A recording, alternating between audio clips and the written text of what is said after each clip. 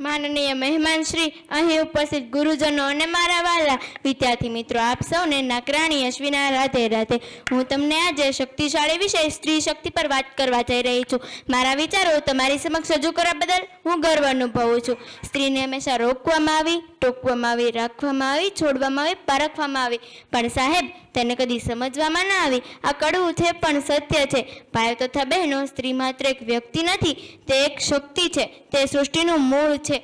તે માતા બનીને મમતા અને પોષણ આપે છે. તે શિક્ષિકા બનીને સંસ્કારનું સિંચન કરે છે અને પુત્રી બનીને પિતાનો આધાર બને છે. તે ઘરની લક્ષ્મી છે. તે ઘરને સ્વર્ગ બનાવે છે.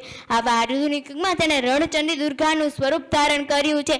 તે વ્યવસાય ક્ષેત્રમાં છે, તે અવકાશમાં છે, તે સરહદ પર દેશની રક્ષા કરે છે, તે દેશનું ભવિષ્ય ઘડે છે. સ્ત્રીની સૌથી મોટી શક્તિ સહન શક્તિ હોય છે. તેના જીવનમાં ગમે તેટલા પડકારો તે કદી હાર માનતી નથી. તે પડકારોને જીવનમાં સ્વીકારી લે છે અને વિજય પ્રાપ્ત કરીને શ્વાસ લે છે. સર્જનની શક્તિ છે સ્ત્રી, સ્નેહનું સરનામું છે સ્ત્રી, કોમળ ભલે હોય છે પણ સૌંદર્યનું ધામું છે સ્ત્રી. અંતે હું એટલું જ કહેવા માંગીશ, સ્ત્રી માત્ર સર્જનની શક્તિ નથી, પરિવર્તનનું સૌથી મોટું બળ છે. આજે સમય આવી ગયો છે સાહેબ, આપણે માત્ર બેટી બચાવોની જ વાત ન કરવી જોઈએ.